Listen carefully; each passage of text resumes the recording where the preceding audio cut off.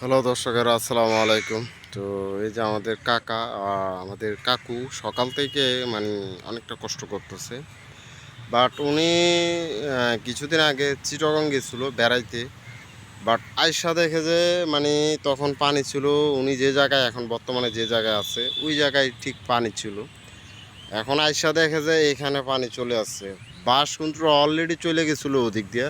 তারপর ওদিকে দেখেন বাস আরও রয়ে গেছে ওদিকে।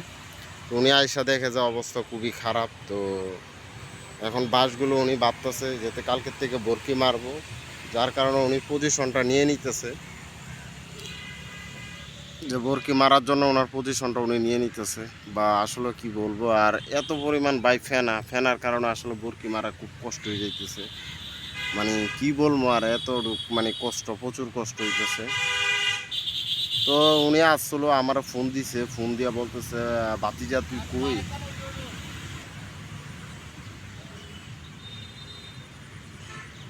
তো উনি আসলে আমার ফোন দিছিল, ফোন দিয়া বলতেছে বাতিজা তুই কই, একটু আয়, আমি বাসগুলো একটু বাঁধমু। তো আমার বাসগুলো বাইরে গেছে। আসলে আমি জানতাম না যে এত তাড়াতাড়ি পানি বাড়ি যাইব। তো আমার ফোন দিছে, আমি চলে আইলাম। আইসা এখন ওনার সাথে বাসগুলো ধরলাম। তো এইদিকে টানাগুলো বাঁধ দিলাম, উপরে বাসগুলো তুললাম।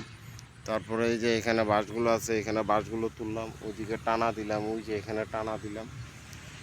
তো এখন দেখা যাক কি অবস্থা হয়। আর যে প্রচুর পরিমাণ ফেনা, ওদিক থেকে এদিকে মারে একবার, আবার ওদিকে মারে একবার, মানে এইরকম এক অবস্থা।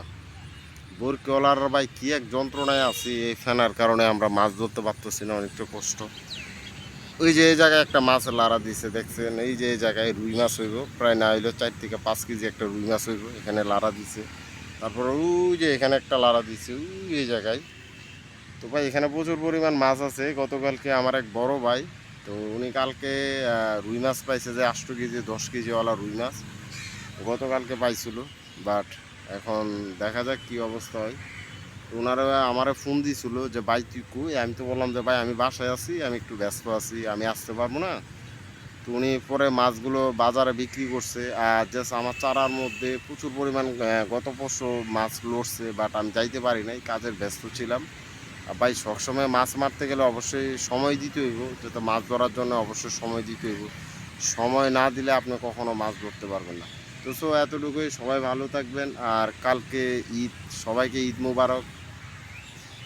তো এতটুকুই, সবাই ভালো থাকবেন। আসসালামু আলাইকুম।